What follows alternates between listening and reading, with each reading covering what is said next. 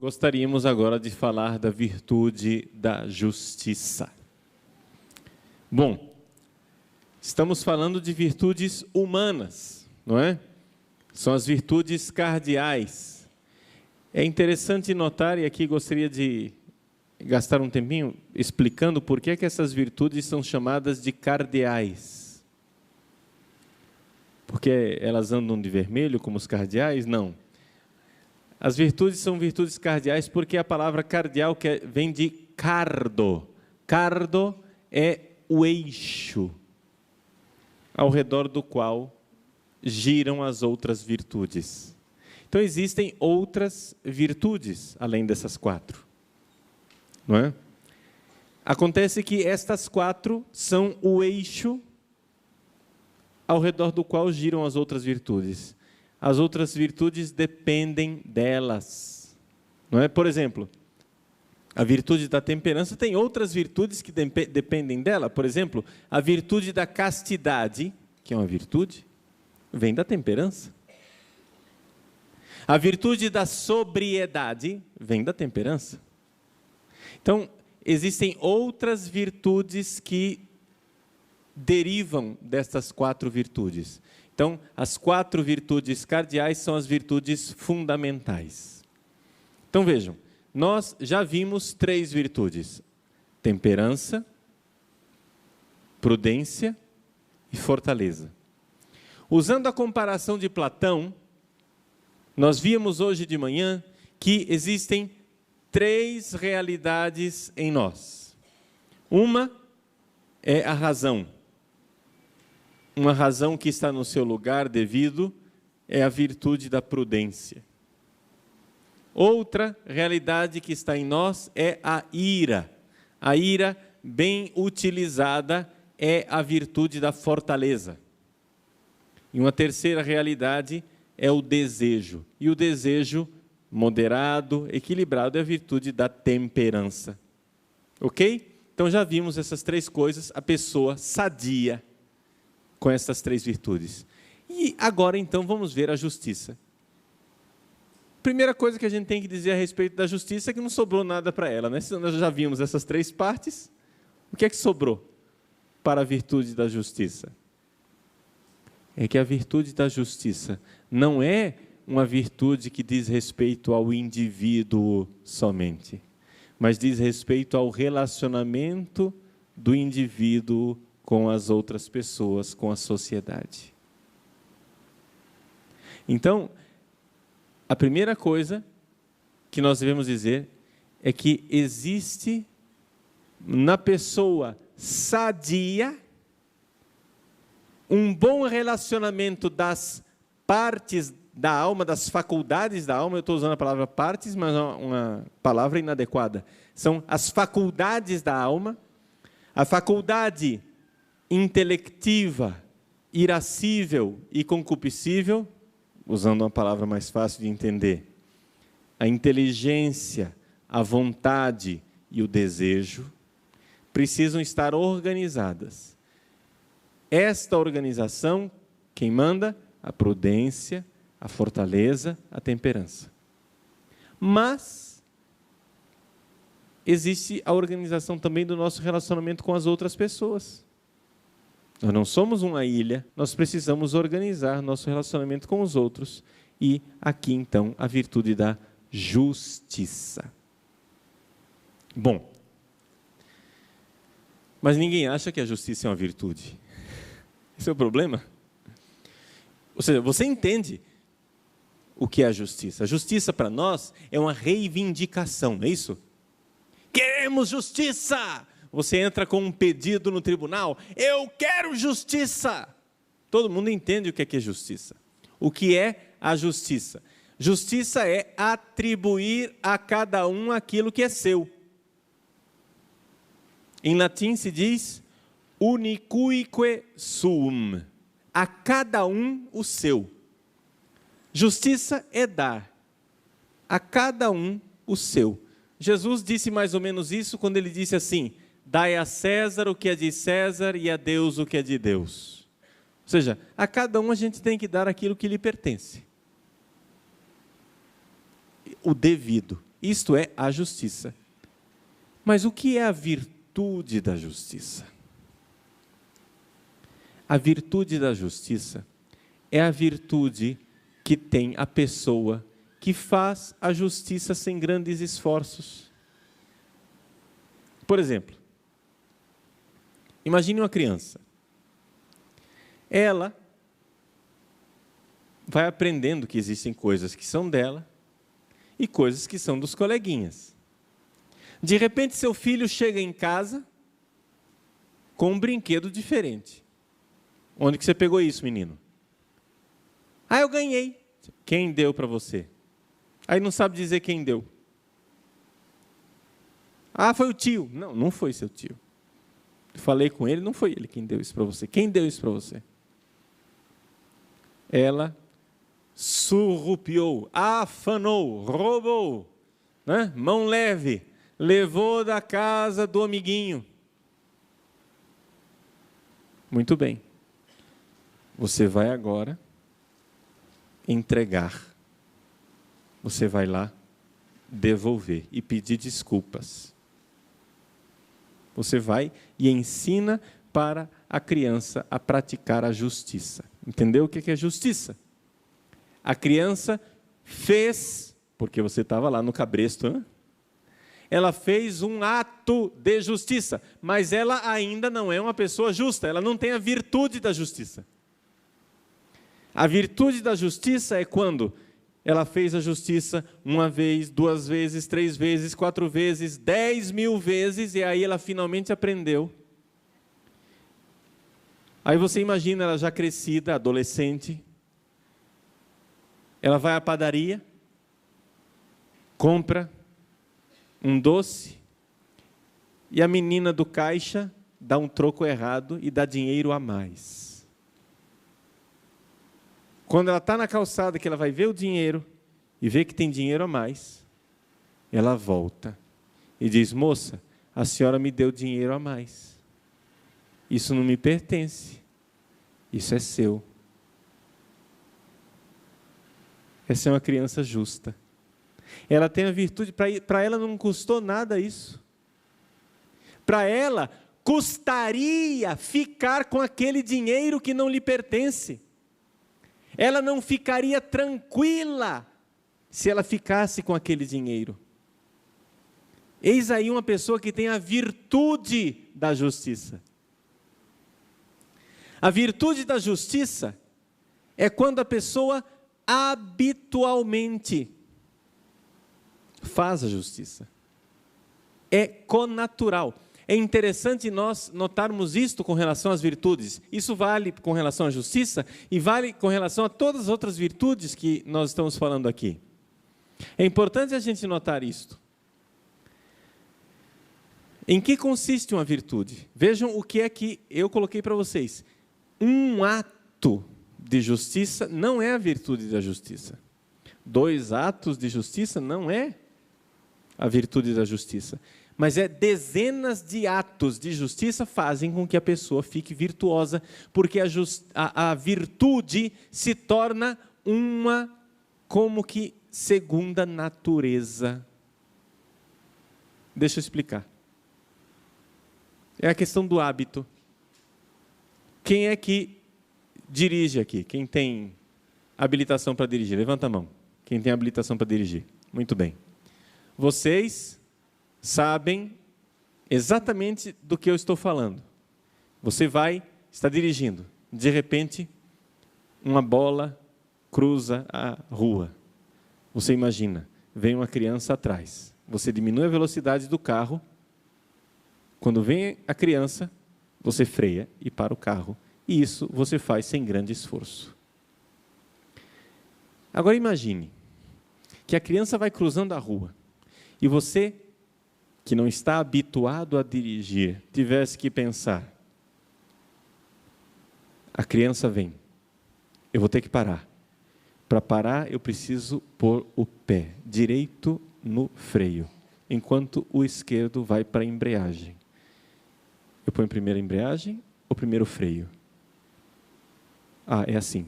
Enquanto isso, a criança já virou patê debaixo dos pneus do seu carro. É ou não é verdade? Se você tiver que pensar tudo isso, você atropelou a criança faz hora. Dirigir é um hábito, é uma segunda natureza. Assim como você caminha, não é? Eu caminho aqui, olha, estou caminhando, eu sei parar, parei. Isso é natural.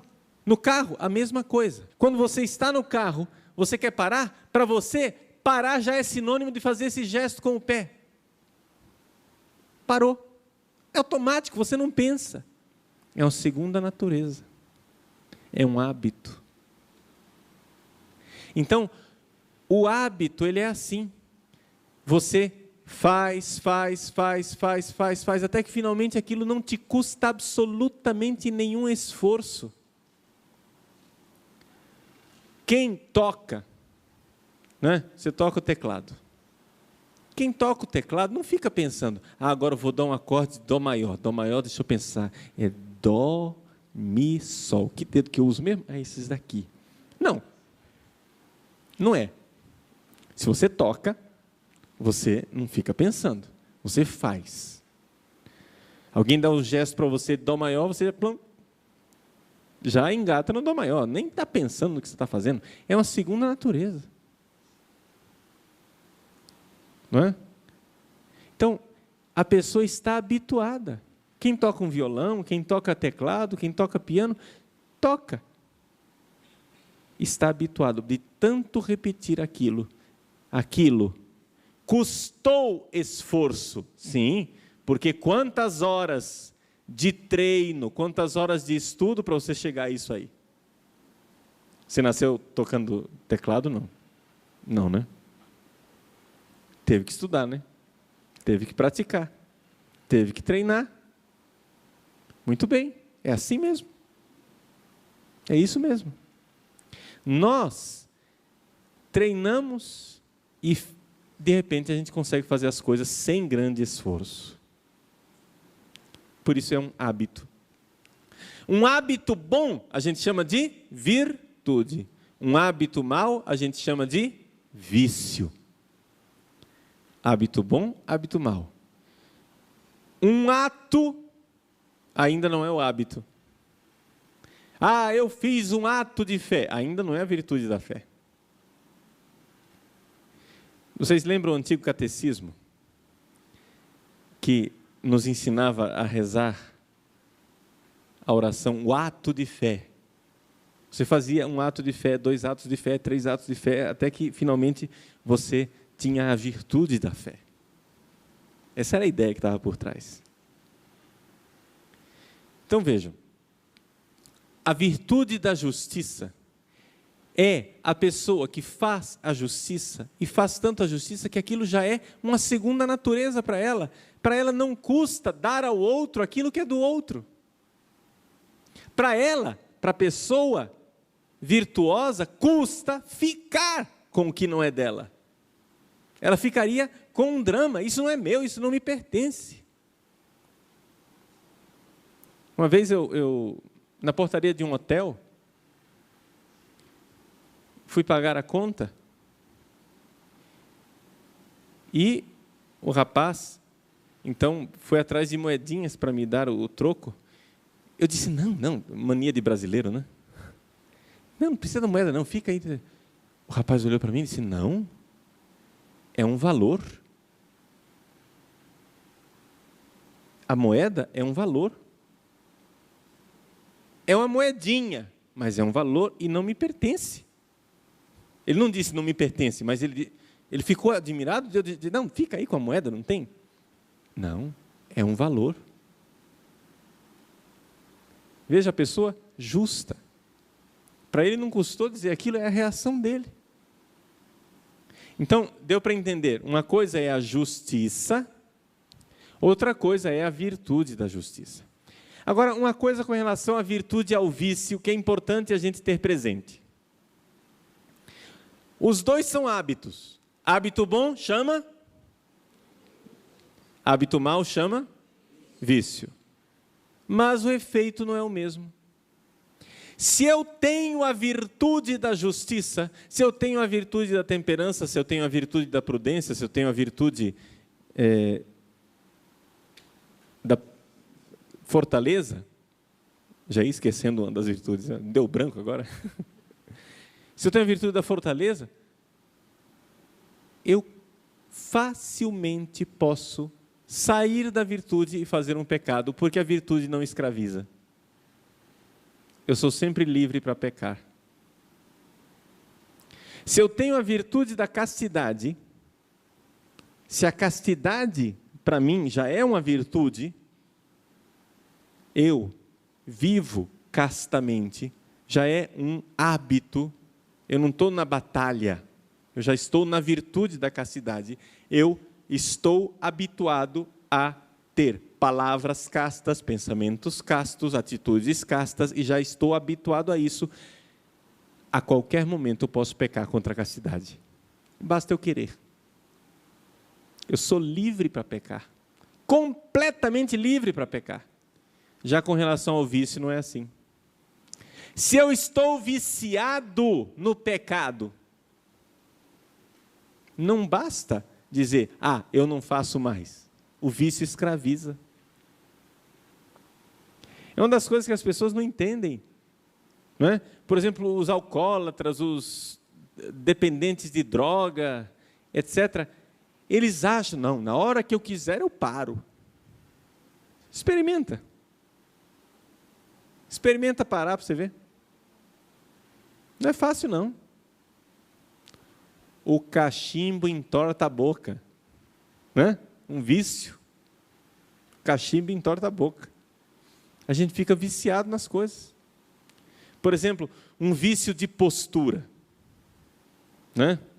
Quando a gente não sabe se sentar direito, não sabe se pôr de forma correta, a gente fica viciado. Tem um seminarista lá que toda hora diz, meu filho, senta direito. Meu filho, senta direito. Porque ele se contorce na cadeira de um jeito que eu não sei nem descrever. Parece uma cobra na cadeira. Né? Não é só que ele fica relaxado, sentado, não. Isso aí todo mundo faz num momento de tranquilidade. Relaxa na cadeira. Mas ele se contorce na cadeira, não sei como é que a coluna dele aguenta aquilo. Ele vai sofrer da coluna. Mas está viciado. E não é fácil sair de um vício. Mas é fácil sair da virtude. Cochilou, o cachimbo cai. Para sair da virtude é facinho. Então, vejam só. A primeira coisa aqui, nós entendemos o que é a justiça. Justiça é atribuir a cada um aquilo que é o seu. E o que é a virtude da justiça? A virtude da justiça é uma característica da pessoa que habitualmente já atribui ao outro aquilo que lhe é devido. Não pensa duas vezes em dar aquilo que não é dele para o outro. Não, atribui com tranquilidade. Essa é a virtude da justiça. Pois bem, e quais são os aspectos da virtude da justiça? Primeira coisa, gente. Nós vivemos numa cultura que, por causa da influência marxista, nós achamos que não tem esse negócio de propriedade privada. Isso, desde a Revolução Francesa, desde antes da Revolução Francesa, Jean-Jacques Rousseau já era contra a propriedade privada. Ele dizia, é um absurdo, não é? Um dos maiores absurdos da história da humanidade é quando alguém ergueu uma cerca para delimitar a propriedade e os outros acreditaram que aquilo é dele e o resto não é.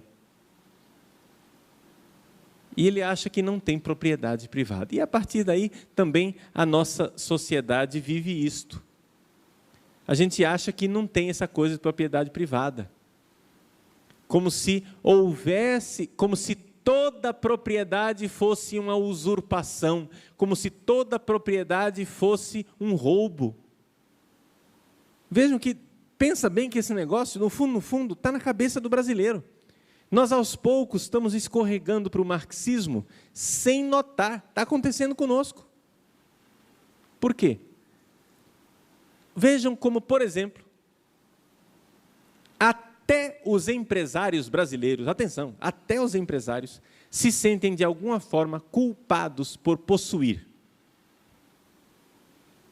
Sentem, né? O fulano, ele tem uma indústria, ganhou dinheiro, tem dinheiro, e ele tem, sei lá, que carro, um Honda Civic, sei lá, não é um carro bom, mas não é um desplante, assim, um negócio do outro mundo. Tem um Honda Civic. Parece que ele se sente acanhado. E todo mundo olha para ele assim, dizendo, né, você tem um Honda Civic, né, seu sem vergonha. No Brasil, nós colocamos na cabeça a ideia de que ter dinheiro é pecado. Gente, ter dinheiro não é pecado, não. Se alguém tem algum problema de ter dinheiro, por favor, dê o dinheiro para mim que eu resolvo o seu problema. Viu? Se você acha que ter dinheiro é pecado, eu vou aliviar você desse fardo. Vem cá, dá o seu dinheiro para mim. Eu aceito. Dinheiro não é pecado. Nós precisamos ser bons administradores do que Deus nos concede nessa vida. Ter algo que é meu não é pecado. É importante nós compreendermos que a posse não é uma usurpação. Se eu trabalhei, se eu herdei, se eu ganhei, não interessa. O importante é que eu não tenha roubado. Eu tenho $1 milhão. Muito bem, eu roubei? Não. Então, isso não é pecado. Não tem por que ter um complexo de culpa. Mas nós aqui no Brasil nos sentimos culpados. Teve um pouquinho mais de dinheiro, você já vê que você se sente culpado. Você passa na rua, vê uma pessoa andando de Fusca e você está andando com um Honda Civic, você já se sente culpado de estar andando de Honda. Você vai dizer, padre, mas e a solidariedade com os pobres? Ah, bom, aí são outros 500. Aí é outra coisa. É outra coisa. Nós podemos e devemos ser generosos. Mas uma coisa, uma característica típica da justiça. Somente a pessoa justa é que é capaz de fazer aquilo que vai além do devido. A generosidade. Somente quem é justo é capaz de ser generoso. Quem é injusto, quem está sempre pegando o que não é seu, o que não lhe pertence, você está sempre surrupiando, roubando, essa pessoa que é injusta, ela não é generosa. Por quê?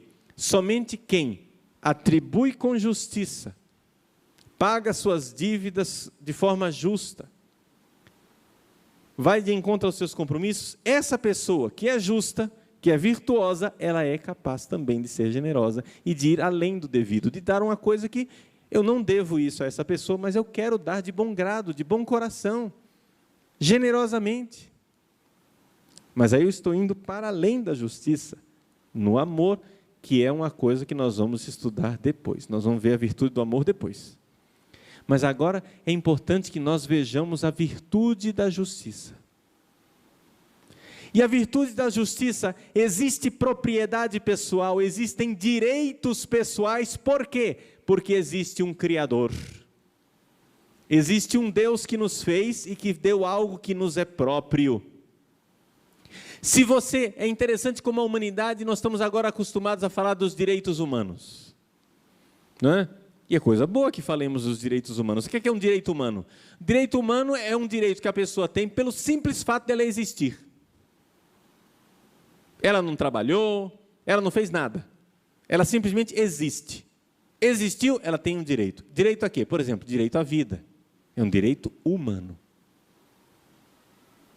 Mas de onde vem esse direito? Quem atribuiu esse direito às pessoas? Se não houver um Deus, fica muito difícil você falar de direitos humanos. Porque não foi o Congresso Nacional quem deu direitos à humanidade, porque a humanidade é mais do que o Congresso Nacional. Não é? O Congresso Nacional pode dar aos brasileiros um direito, mas não pode dar à humanidade. Existem direitos humanos, mas quem deu esses direitos humanos ao homem não foi a ONU. Existem direitos humanos, mas quem deu esses direitos foi Deus, um Criador. Nós somos criaturas, portanto nós, pelo fato de existirmos, já entramos num relacionamento de direito e de dever. O simples fato de existirmos, nós recebemos de Deus o direito à vida, não é? Os direitos fundamentais da pessoa humana, direito à vida, direito à educação, direito à moradia, direito de ir e vir. Esses direitos humanos fundamentais, eles vêm da dignidade que nós recebemos por sermos criaturas de Deus. É Deus quem nos dá esses direitos. E dar a cada um aquilo que lhe é devido é a virtude da justiça, atribuir às pessoas esse direito. Quando nós achamos que o Congresso Nacional ou que o Supremo é capaz de exarar uma sentença ou voltar uma lei que tire o direito dos fetos à vida, nós nos estamos colocando no lugar de Deus. Porque nós estamos indo contra os direitos humanos fundamentais. É uma realidade profundamente injusta. Agora vejam como a nossa sociedade é injusta. Por quê? Porque não nos colocamos no nosso lugar de criaturas. Para você ser justo, a primeira atitude que você tem que ter é a atitude de criatura. Vamos entender o que é a atitude de criatura? Vamos ver. Vamos olhar na Bíblia. Na Sagrada Escritura, a atitude de criatura é o seguinte. Olha lá no livro do Gênesis, quando Deus criou o homem. Quando Deus criou o homem, pode pegar no capítulo 2 do livro do Gênesis. No capítulo 2 do livro do Gênesis, você vai ver ali que Deus cria o homem do barro. Deus pega um pouco de terra, modela o ser humano, como o barro modelou, e depois sopra nele a vida. Acharam isso? Já é conhecido por vocês. E aí a Sagrada Escritura diz assim: Deus fez o homem à sua imagem e semelhança. Quem é modelado? O homem. Quem é o que modela? O oleiro que modela o barro? É Deus. Qual é a nossa atitude pecaminosa? Nós queremos inverter o processo. Vocês já se perguntaram por que a Bíblia proíbe a confecção de imagens?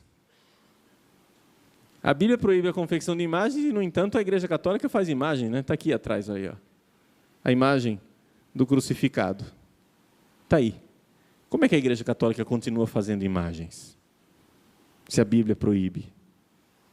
A Bíblia proíbe a confecção de imagens no sentido seguinte: quem modela é Deus, você não modela Deus. Aqui você tem duas atitudes fundamentais para escolher na sua vida. Ou você se deixa modelar, como está escrito aí no 2º capítulo do Gênesis. Ou você deixa que Deus crie você. Ou você deixa que Ele modele você. Ou você deixa que Ele confeccione você a imagem e semelhança dEle. Ou você vai se pôr na outra atitude. E você vai começar a modelar Deus.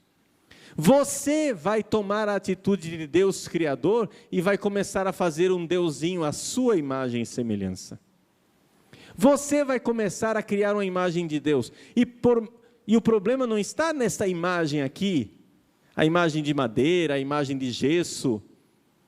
a imagem de barro, o problema não é esse. O problema é a imagem aqui da mente, que a gente vai modelando um Deus conforme nós queremos. Ah, eu sei como Deus é. Deus é assim, Deus é assado, Deus é desse jeito, Deus é do outro jeito. E eu vou dizendo como Deus é, eu vou criando o meu Deus, eu tomo o lugar de Deus. A atitude doentia da humanidade sempre foi essa.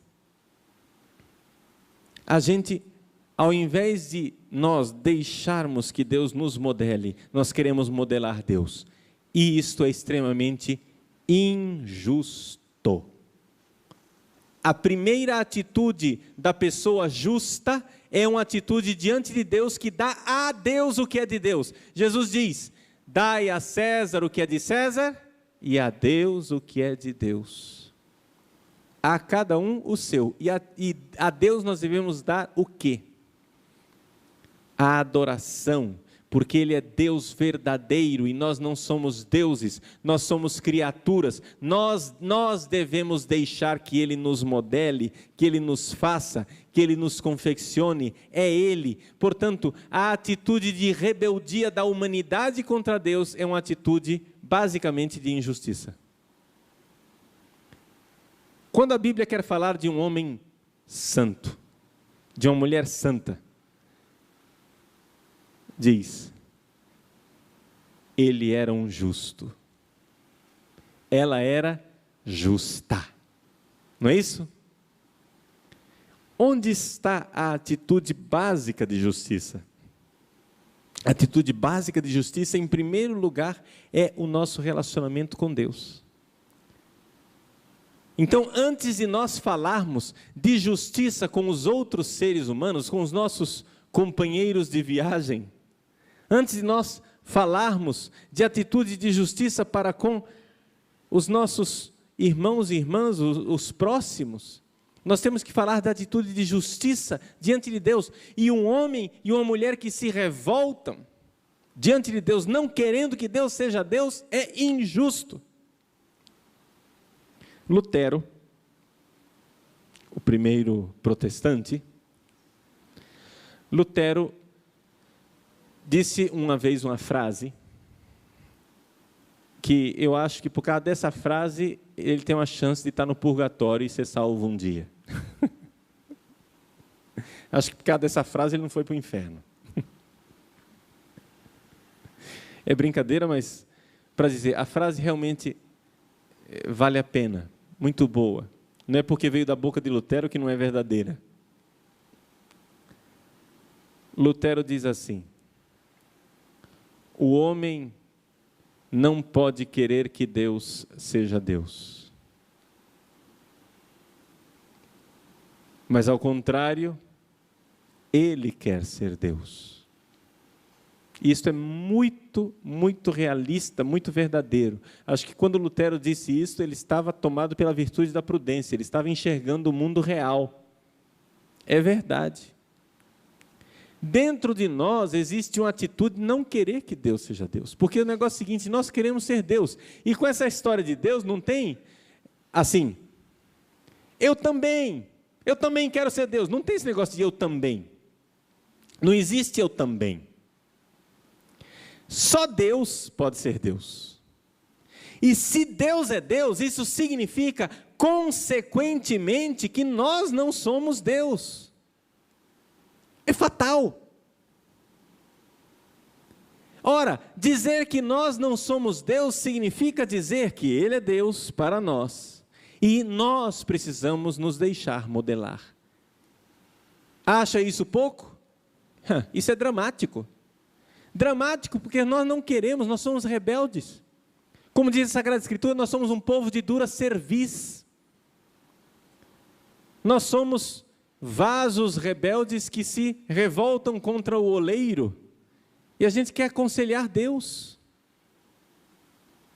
Nós queremos aconselhar Deus, nós queremos dizer, Deus, é assim que deve ser.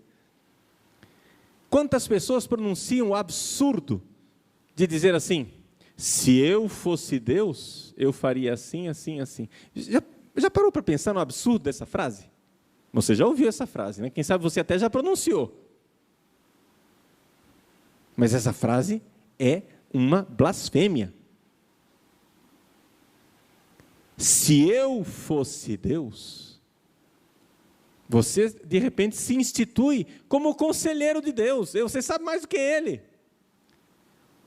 Do jeito que Ele fez, não foi muito bom. Agora, você que sabe como é que é o negócio, está dizendo, ó, Deus, desculpa aí, tá? Você criou o mundo, mas vamos dar uma consertada aqui. Eu vou ajeitar o seu né? Vou dar uma chancha para você. Vou dar uma chance para Deus e vou consertar. É a nossa atitude de rebeldia. O homem não pode querer que Deus seja Deus porque o homem quer ser Deus. Esta é a atitude fundamental de injustiça na qual nós nos encontramos. Uma das coisas principais que nós precisamos compreender na nossa vida é o que significa ter um Deus.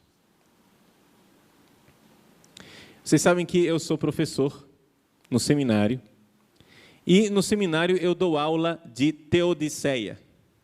Teodiceia é uma matéria na filosofia que estuda a existência de Deus, filosoficamente. Ou seja, a partir da razão humana, não a partir da Bíblia, não a partir do catecismo, não. Só a partir da razão humana, não é? A partir da reflexão racional. Bom, eu dou aula de Teodiceia. E eu digo no início do curso para os meus alunos e alunas, gente, este curso aqui não vai provar para vocês que Deus existe e também não vai provar que Deus não existe, porque não é possível provar. Prova, dá para provar que esse celular existe, olha aqui, veja, pronto. Porque o celular eu posso levar para um laboratório, eu posso pôr na balança, pesar, medir, isso daí dá para provar, é empírico. Mas Deus, pelo próprio fato de ser Deus, não dá para provar. E nem dá para provar o contrário, não dá para provar que Ele não existe. Se alguém disser, eu descobri a prova de que Deus não existe, pode saber, é bobagem, nem dê ouvido. Se alguém disser assim, eu tenho a prova de que Deus existe, também é bobagem, não dê ouvidos. Mas padre, não tem as provas da existência de Deus? Não, não são provas da existência de Deus, são argumentos racionais que indicam que é razoável que Deus exista. Tem até lógica que Deus exista. Faz sentido que Deus exista, mas prova no sentido científico, material, concreto, não existe. Porque Deus não se põe Deus na balança, Deus não é sensível, não dá. Bom, fecha parênteses. Eu digo para os meus alunos, vejam, nesse curso de Teodiceia nós vamos aprender não tanto uma prova que Deus exista ou que Deus não exista. O que eu gostaria de transmitir para vocês nesse curso é o que significa a existência de Deus. Ou seja, que consequências para a vida de uma pessoa o fato de Deus existir. E que consequências há na vida de uma pessoa o fato de Deus não existir. Se Deus existe, as consequências são essa. Se Deus não existe, as consequências são essa. Deus não é um detalhe que não muda a nossa vida. Não. Quando um dia um cientista apresentou para Napoleão, não sei quem foi, acho que foi Laplace, não me lembro direito, apresentou para Napoleão toda a história das estrelas, os astros, e como funcionava o universo, etc. e tal. Napoleão olhou para ele e disse, e Deus? E o cientista, acho que foi Laplace, não me lembro direito, disse, je n'ai pas besoin de cette hypothèse. Eu não tenho necessidade desta hipótese. Como se Deus fosse uma hipótese.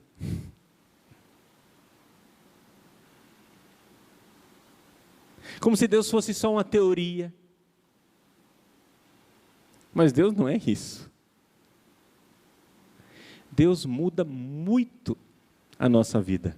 Gente, se Deus existe, a vida tem sentido. A primeira coisa a primeira consequência da existência de Deus é essa. Se Deus existe, a vida tem sentido. Se Deus não existe, a vida não tem sentido. Por uma razão muito simples. Sentido tem se alguém criou a coisa. Qual é o sentido de um celular? Bom, você vai perguntar para o fabricante. Qual é o sentido de uma árvore? Se Deus não existe, não tem sentido nenhum. Ela está aí somente. Ela não tem razão de ser. Ela não tem propósito. Mas se Deus existe, a vida tem sentido. Então, se Deus não existe, comece a se desesperar. Porque, de fato, existe um grupo de filósofos que eu tenho uma admiração profunda por eles. Não por causa daquilo que eles disseram, que disseram muita bobagem. Mas eu tenho admiração profunda pela coragem. São os filósofos existencialistas. Os filósofos existencialistas, eu tenho admiração pela coragem deles, porque eles levaram até as últimas consequências o fato de Deus não existir. Ou seja, eles creem que Deus não existe. E tiraram as consequências disso. Ou seja, quais as consequências? A náusea, angústia, crise existencial, falta de sentido de vida, suicídio, desespero. Essa é a consequência. Se Deus não existe, comece a se desesperar. Porque a vida é um absurdo. Se Deus não existe, a vida é uma piada de mau gosto. Porque ela não tem sentido. Para que você lutar e terminar 7 palmos debaixo da terra? A gente passa a vida inteira lutando. A gente luta para criar prédios para proteger o nosso corpo, para nós não ficarmos doentes. A gente luta para comprar roupa, para nos proteger das intempéries do tempo. A gente luta para comprar comida, a gente luta para comprar remédio, a gente luta para os recursos da medicina melhorarem, a gente luta para tudo, luta para viver, para preservar essa vida, para chegar no final e ser derrotados, porque um dia a gente vai morrer. Então, para que lutar?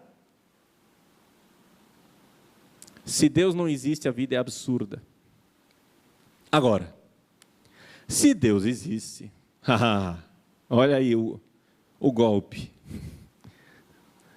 olha o pulo do gato. Se Deus existe, então, isto muda completamente minha vida. Deus não é uma hipótese inócua. Muda completamente a minha vida, porque se Deus existe, Ele me pensou. E eu fui pensado por Ele, então quer dizer que a minha atitude básica na vida é uma atitude de obediência a alguém que me pensou. Assim como eu, para utilizar bem o celular, devo seguir as instruções do fabricante. Significa que eu tenho as instruções do fabricante que me fez. Alguém me pensou. Não é que eu funciono de qualquer jeito. Não. Tem coisas que funcionam e coisas que não funcionam. Você é sempre livre para obedecer ou não obedecer, mas as consequências não são livres. Nós já falamos isso hoje de manhã. Você é livre para tomar veneno, mas você não é livre para tomar veneno e não morrer.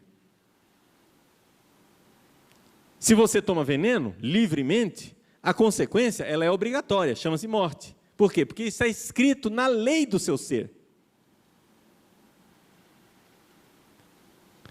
Você pode fazer sexo livre e numa noite ter relações sexuais com 10 pessoas. Pode fazer.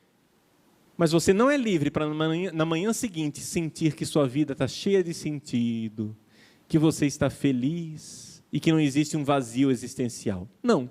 Se você fizer isso, no dia seguinte você está na fossa. Porque sua vida está vazia, sem sentido e absurda. E cada vez mais absurda. É consequência. Então vejam, a primeira atitude da pessoa justa, o homem justo, a mulher justa, é dar a Deus o que é de Deus. Dar a Ele a reverência, a adoração, o louvor. Agora, é interessante nós compreendermos também um aspecto, que a justiça para com Deus é uma dívida que nós nunca vamos ser capazes de pagar. Por quê? Porque o que quer que nós queiramos dar a Deus, foi Ele que nos deu. Então, pagar a nossa dívida de justiça para com Deus é mais ou menos como a criança que quer dar um presente de Dia dos Pais para o pai, né? Vai lá na carteira do pai, pega dinheiro, vai à loja, compra, faz uma dívida. O pai recebe o presente e ainda tem que agradecer, dizer obrigado pela dívida que você fez. É mais ou menos isso quando a gente dá alguma coisa para Deus. É uma dívida impagável. Mas, mesmo assim, nós precisamos assumir essa atitude. E, com relação às outras pessoas, existe a dívida para com os nossos irmãos, de respeitar o outro enquanto outro. Saber que o outro tem direito a ser, tem direito de possuir, tem um limite. Existe um limite. E nós precisamos criar esta virtude. Lá no nosso seminário, nós temos um método pedagógico. Quando o rapaz entra no seminário, o primeiro ano, ele dorme num grande dormitório, com vários outros rapazes. São 10, 15 rapazes num dormitório só. Para quê? Para ele ser incomodado pela presença do outro. Na casa dele, ele estava acostumado a viver sozinho, no quarto dele. Na casa dele, ele tinha a vida dele, ele vivia sozinho, ouvia música na hora que quisesse, batia a porta e fazia barulho, acordava durante a noite e ligava a luz. Nós, no seminário, colocamos no grande dormitório para que a pessoa comece a notar que o outro existe e que eu não posso fazer barulho. Se eu acordar durante a noite, de madrugada, no outro dia, outro vai reclamar. Dizer, ó, o barulho que você estava fazendo aí. Depois que ele passou um ano no grande dormitório, a gente passa para um outro quarto, com 3 pessoas. E são 3 pessoas, por uma razão bem pensada. Por quê? A tendência, quando você... Vamos supor, você faz um hospital e tem uma enfermaria. Na enfermaria são 4 leitos, geralmente. Por quê? Porque a tendência dos pacientes é ficar de 2. Um faz mais amizade com o outro e o outro faz mais amizade com um. Então ficam 2 grupos de amigos, 2 grupos de amigos. Se você põe 3, um fica sempre de fora. Isso é natural. É uma tendência natural. E a gente põe num quarto com 3 exatamente para lutar contra essa tendência de excluir. E ali você põe 3, você espera um momentinho e vê quem que vai ser o excluído da relação. E aí, como formadores, a gente vai lá e começa a cutucar, e começa a incomodar, e começa a dizer, olha só, você está excluindo, rapaz. Você tem que incluir. Isso aqui é seminário. Seminário não é ECC, Encontro de Casais com Cristo. Não é para vocês fazerem o casalzinho e deixar o outro de fora. Tem que incluir o terceiro. Tem que ser 3 amigos, não excluir o terceiro. Vai, incomoda. É um incômodo? É, mas é o incômodo de voltar-se para o outro, de olhar o outro e dar ao outro, não é? A dignidade que ele tem.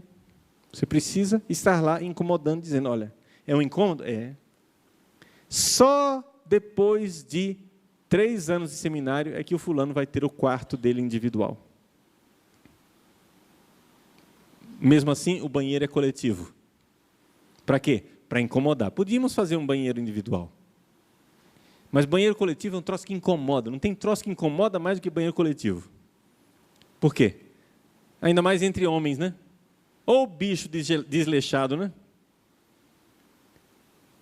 Aí um vai e usa o banheiro, deixa sujo, o outro já vai incomodado, já, etc. Aí dá aquela briga, arranca rabo, vem de cá, vem de lá.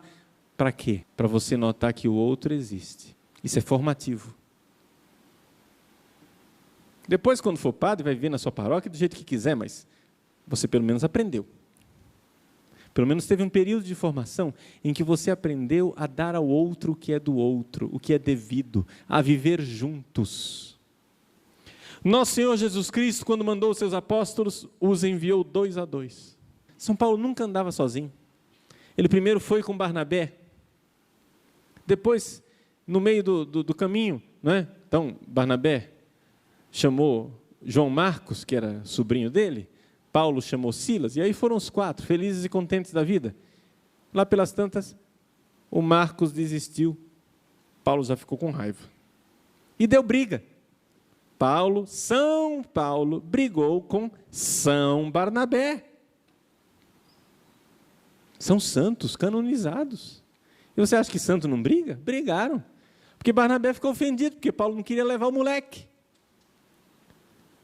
Paulo também não era bolinho, não, né? Não era fácil, né? Paulo disse, não, esse moleque roeu a corda na outra viagem, não vou querer levar, não. Barnabé disse, não, mas é meu parente. Então vai embora com seu parente. E romperam e foram embora. Brigaram.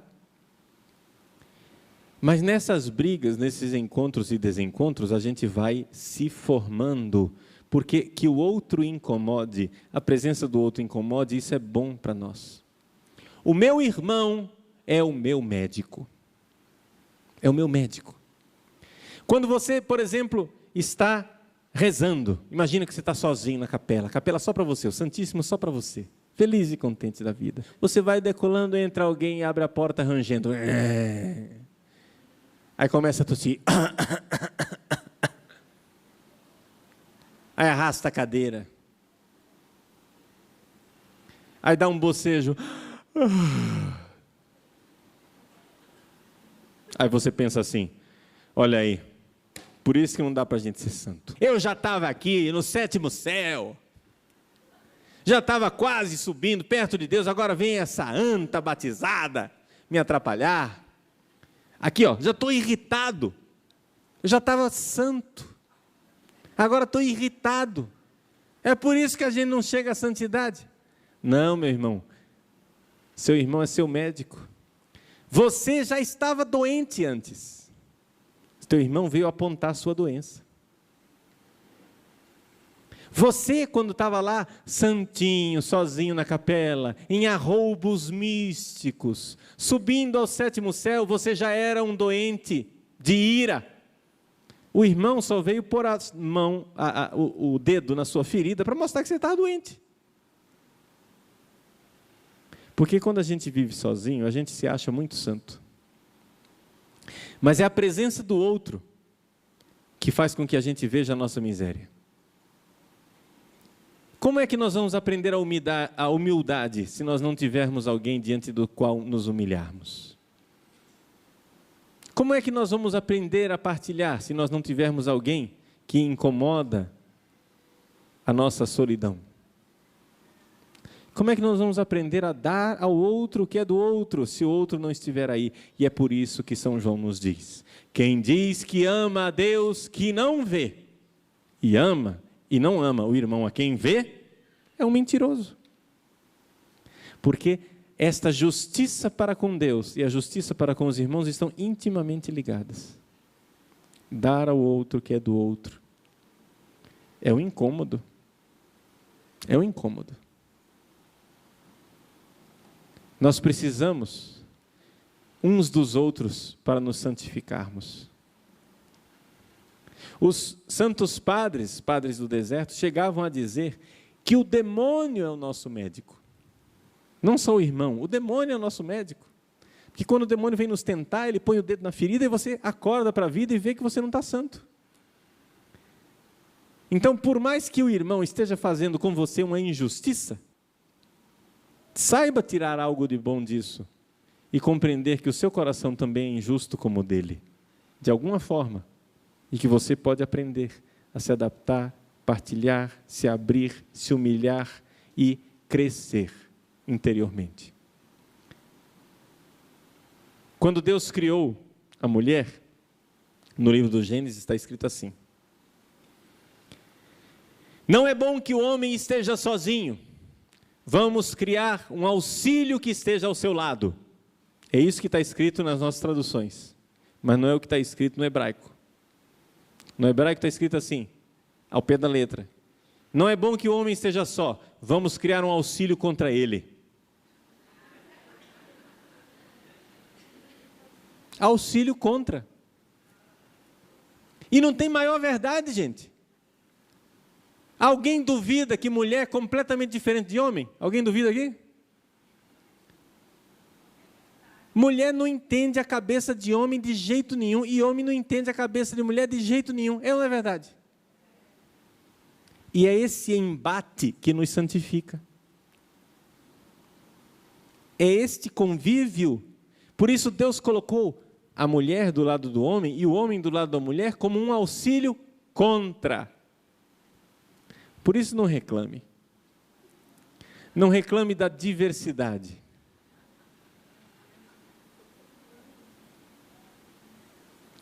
Não reclame da diversidade, porque é exatamente essa diversidade que nos enriquece, que nos santifica, que faz com que nós aprendamos no nosso relacionamento com os outros.